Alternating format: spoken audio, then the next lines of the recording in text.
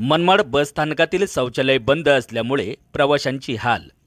नाशिकच्या मनमाडमधील बस स्थानकाचे नूतनीकरण सुरू असून या कामामुळे ड्रेनेज पाईप फुटल्याने येथील सुलभ शौचालय गेल्या 8 ते 10 दिवसांपासून बंद करण्यात आले आहे।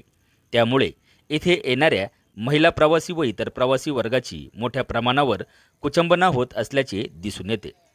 मनमाड बस स्थानक हे मुख्य बस स्थानक असून येथून शिर्डी, पुणे, सुरत, नाशिक, त्र्यंबकेश्वर, सप्तशृंगीगड यासारख्या देवस्थानावर जाणाऱ्या भाविकांची कायम गर्दी असते। मात्र या बसस्थानकावर सुविधा नसल्याने प्रवाशांचे हाल होत आहे। जनतेच्या सुविधेसाठी असलेले सुलभ शौचालय हे असुविधेचे कारण बनले असून या शौचालयाचे सांडपाणी गेल्या काही दिवसांपासून रस्त्यावर येत असल्यामुळे दुर्गंधी पसरली आहे।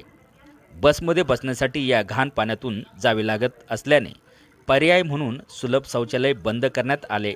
त्यामुळे येथे येणाऱ्या प्रवाशांना, विशेषतः महिलांना या अडचणींना सामोरे जावे लागत आहे। आगार प्रमुख यांनी कोणत्याही प्रकारची सुविधा उपलब्ध करून दिली नसल्याने प्रवासी वर्गाने नाराजी व्यक्त केली आहे। आवाज न्यूज मराठी, मनमाड। 10-15 दिवसापासून हे जे संडास आहे बंद आहे, त्याच्यामुळे महिला वर्गाचे खूप मोठ्या प्रमाणात हाल होत आहे आणि त्याच्यामुळे पूर्ण बस स्थानकावरती खूप मोठी प्रमाणात घाण पसरती, रोगराई निर्माण होती आहे। याचा परिणाम आपल्या आरोग्यावर होऊ शकतो, आपल्या लहान मुलांच्या आरोग्यावरती होऊ शकतो आणि लेडीज महावर्ग फक्त लग्नासाठी आणि संडाससाठी जागा शोधत आहे। आज खूप मोठा प्रश्न उपस्थित झालेला आहे आणि त्याच्यासाठी पर्याय योजना महामंडळाने करावी।